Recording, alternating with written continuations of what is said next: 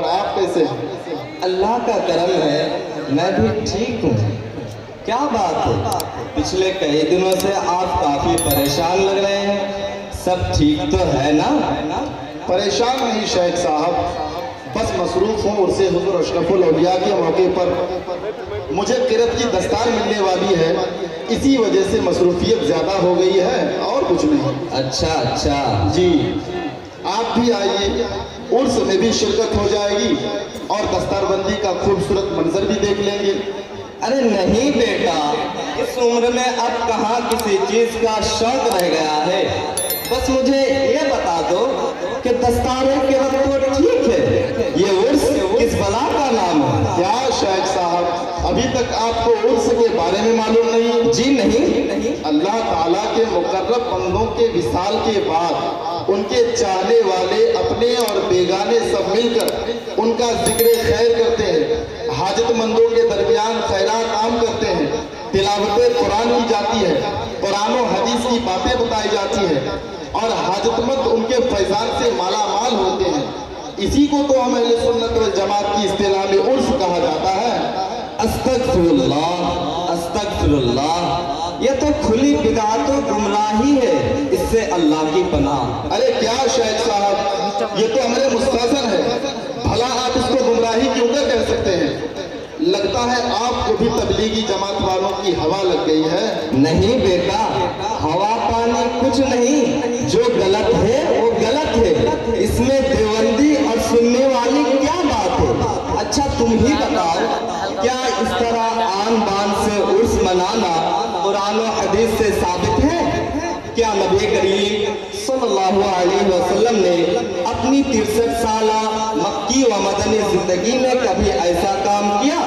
نہیں نا، اور تم تو جانتے ہو کہ دین میں کسی ایسی چیز کی ایجاد کرنا جس کی اصل قرآن و حدیث میں موجود نہ ہو وہ بدعت ہے، اور آج صلی اللہ تعالیٰ علیہ وسلم کا ارشاد پاک ہے اِيَّاكُمْ وَمُحْدَثَاتِ الْأُمُورِ فَإِنَّ كُلَّ مُحْدَثَةٍ بِدْعَةٌ وَكُلَّ بِدْعَةٍ ضَلَالَةٌ، یعنی اپنے آپ کو نئی چیزوں سے بچاؤ، کیونکہ ہر نئی چیز بدعت ہے اور ہر بدعت گمراہی ہے۔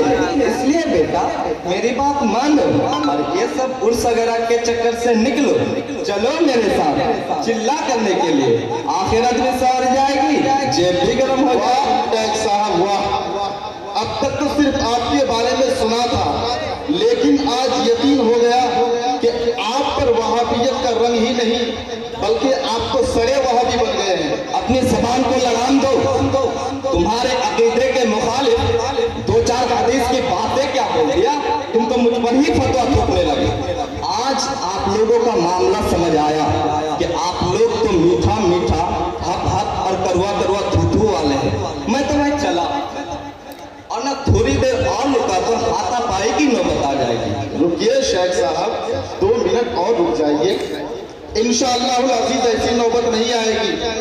ہم لڑنے والے نہیں بلکہ محبت والے ہیں اور محبت سے باتیں کرتے ہیں۔ بس میرے 1-2 سوالوں کے جواب دیتے جائیے۔ جی ہاں پوچھیے۔ آپ لوگ بدعت کرتے رہتے ہیں، کیا آپ کو بدعت کے بارے میں کچھ معلومات بھی ہے؟ جی کر لو بات، یہ بھی کوئی پوچھنے والی بات ہے، پچھلے کئی سالوں سے میں اسی پر تحقیق کر رہا ہوں، اور تبلیغی جماعت میں میرا پہلا عنوان یہی رہتا ہے، بدعت کرتے کرتے مجھے تو اب ہر چیز میں بدعت نظر آنے لگی ہے، اور آپ پوچھ رہے ہیں کہ مجھے بدعت کے بارے میں کچھ معلوم ہے کہ نہیں، اور اس میں معلوم کرنے والی بات ہی کیا ہے؟ ہر بدعت گمراہی ہے، اور بس۔ شیخ صاحب سچ کہوں تو آپ کو بدعت کے بارے میں سرے وہ بھی جانکاری نہیں ہے۔ یہ کیا بات ہوئی؟ تم تو دھیرے دھیرے بدتمیزی کی تمام حدوں کو پار کر میرے علم کو بھی شکے کھانے میں ڈال۔ شک نہیں شیخ صاحب، یقین کے دائرے میں رکھا ہوں، ابھی سب کو معلوم ہو جائے گا کہ آپ کو کچھ معلوم بھی ہے یا پھر ہوائی فائرنگ کر رہے ہیں۔ سنیے، جس حدیث کو آپ نے پیش کیا ہے نا، اس سے ہر نئی چیز کا بدعت ہونا ثابت ہوتا ہے، چاہے دینی ہو یا دنیاوی۔ ایسی صورت میں دنیا کے تمام انسان گمراہیت کا شکار ہو جائیں گے۔ اچھا آپ ہی بتائیے، کیا پوری دنیا میں کوئی ایسا شخص بھی ہے جو نئی ایجادات سے محفوظ ہو؟ अरे साहब, उस हदीस में बिदअत से मुराद दीन में बिदअत है, दुनिया में नहीं। जैसा कि बुखारी शरीफ में हजरत आयशा सिद्दीक़ा रज़ियल्लाहु ताला अन्हा से मरवी है, मन अहदसा फी अमरिना हादा मा लैसा मिन्हु फहुव रद्दुन, यानी जिसने हमारे इस दीन में किसी ऐसी चीज की इजाद की जो हमारे इस दीन में से नहीं है, वो चीज नामकबूल है। तो शेख साहब, जब आप कुल्लू बिदातिन दलाला वाली हदीस में लफ्ज़ कुल को दीन से मुक़य्यद कर दिए हैं, तो एक कदम आगे आइए और बिदअत की दो किस्म, बिदअत हसना और बिदअत सय्या को तस्लीम कर ही लीजिए। ना बाबा ना, अस्तगफिरुल्लाह अस्तगफिरुल्लाह, ये कैसी बहकी बहकी बातें कर रहे हैं? भला मैं बिदअत की दो किस्म कैसे मान सकता हूँ, जबकि कुरान और हदीस में इसका कोई सबूत ही नहीं। धीरज रखिए शेख साहब, हदीस रसूल सल्लल्लाहु अलैहि वसल्लम में भी इसका जिक्र है, और आपके बड़े बड़े आपके पेशवाओं की बड़ी बड़ी किताबों में भी जली हरफों में लिखा हुआ है। बस उसको समझने के लिए इश्क़ रिसालत से मामूर दिल, हकीकत को देखने वाली आंखें और सच्चाई को कबूल करने वाला साफ़ो शिफाफ दिमाग की जरूरत है।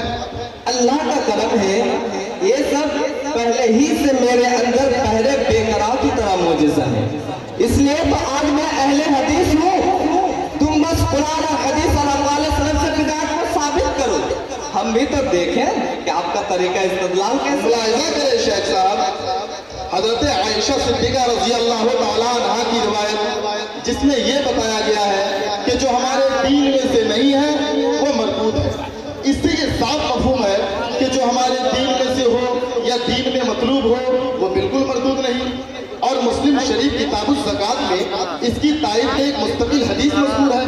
आक़ा करीम का इरशाद पाक है, मन सन्ना फिल इस्लाम सुन्नतन हसनतन फलहु अजरुहा, और एक जुज़ है वमन सन्ना फिल इस्लाम सुन्नतन सय्यतन काना अलैहि विज़रुहा।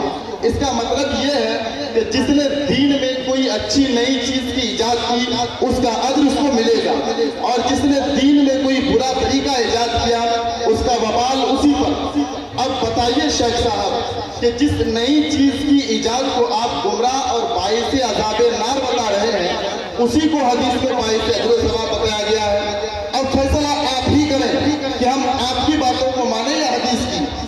अरे साहब, दरअसल इस हदीस पर नजर ही नहीं करी, और मुझे तो इसका तर्जमा भी याद नहीं। रहने दीजिए शेख साहब, हदीस समझना आपके बस की बात नहीं। इस हदीस की रोशनी में मुहद्दिसीन के अक़वाल समाअत कीजिए। मुहद्दिस अबुल हसन अली इब्न खल्फ इब्न बत्ताल वालिकी अपनी किताब शरह बुखारी इब्न बत्ताल में 5वीं सदी हिजरी के मशहूर मुहद्दिस व फ़क़ीह अबू उमर यूसुफ अंदलूसी इस्तिज़कार में, इब्नुल असीर अल जज़री अन्निहाया में, और अल्लामा यहया इब्न शरफ नबवी तहज़ीबुल अस्मा वल लुग़ात में, अल्लामा इब्न हजर अस्क़लानी, अब्दुर रहमान शाफ़ई, इमाम बैहक़ी और अल्लामा बदरुद्दीन ऐनी वगैरह हम रज़ियल्लाहु ताला अन्हुम ने इस बात की सराहत की है कि वो बिदअत जो कुरान और हदीस के मुखालिफ हो वो दलालत है, और वो बिदअत जो कुरान और हदीस के मुवाफिक हो वो बिदअत हसना है। ये आप क्या कह रहे हैं? इतने सारे जलीलुल कद्र उलमा ने बिदअत की यूं तकसीम की है? जी हाँ शेख साहब, सिर्फ यही नहीं बल्कि गैर मुक़ल्लिदों के इमाम शेख इब्न तैमिया मजमूउल फतावा में, वहाबिया मशहूर आलिम वहीदुज़्ज़मा हदीयुल महदी में, यूं ही शब्बीर अहमद उस्मानी वगैरह ने भी इस बात की सराहत की है कि वो बिदअत जो कुरान और हदीस के मुखालिफ हो वो दलाला है, और वो बिदअत जो कुरान और हदीस के मुवाफिक हो वो बिदअत हसना है। वो कैसे मुफ्ती साहब? जैसे कुरान का इराब, आयतों और सूरतों के नंबरात, अहादीस का जमा करना, उसूल हदीस और उसूल फिक़्ह वगैरह के लिए मदारिस की तामीर करना। बताइए कि ये दीनी है या दुनियावी? जी हाँ, बिल्कुल दीनी है। तो जरा बताइए कि आप उन लोगों पर और अपने आप पर कौन सा फतवा लगाएंगे? बस कीजिए मुफ्ती साहब, बस कीजिए, मज़ीद किसी दलील की ज़रूरत नहीं है। मैं समझ गया कि मैं गुनाहों के किस भंवर में फंसा हुआ था, और इन वहाबड़ों ने मेरे दिलो दिमाग को कितना परागंदा कर दिया था कि एक तवील ज़माने से मैं इन लोगों से मुतनफ़िर रहा, जो यकीनन कुरान और हदीस को सिर्फ पढ़ते ही नहीं बल्कि उसे समझते भी हैं और उसके अन्य मुताबिक अमल भी करते हैं। आज इस भरे अंजुमन में मैं इन बातिल अकाइद से तौबा करता हूँ और आइंदा इन लोगों से कतई ताल्लुक़ करने का अहद करता हूँ। और मैं आप सभी लोगों से भी गुजारिश करता हूँ कि बराए करम इन खुराफातियों से अपने आप को और आने वाली नस्लों को बचाएं और अपने ईमान की हिफाजत करें। और मुफ्ती साहब, मैं आपका तहे दिल से शुक्रगुजार हूँ कि आपने मेरी हट धर्मी के बावजूद मेरी इस्लाह का पूरा हक अदा किया और मुझे गुमराहियत से निकाल कर सीधे रास्ते पर ला खड़ा किया। नहीं शेख साहब, कोई बात नहीं, ये तो मेरा फर्ज था। मैं आपसे वादा करता हूँ इंशाअल्लाह ताला 15 तारीख को 15 शरीफ आकर हुजूर कादरी मियाँ के हल्का इरादत में दाखिल हो जाऊँगा और बाद रमज़ान मेरा छोटा लड़का नईमुद्दीन को दारुल उलूम देवबंद से निकाल कर मखदूम मशरक़ी मिशन में दाखिला कराऊँगा। तहे दिल से आपका इस्तकबाल करता हूँ। इंशाअल्लाह ताला 15 तारीख को मिलते हैं। खुदा हाफिज़। अल्लाह हाफिज़। दुआओं में याद रखें। अस्सलामु अलैकुम व रहमतुल्लाह।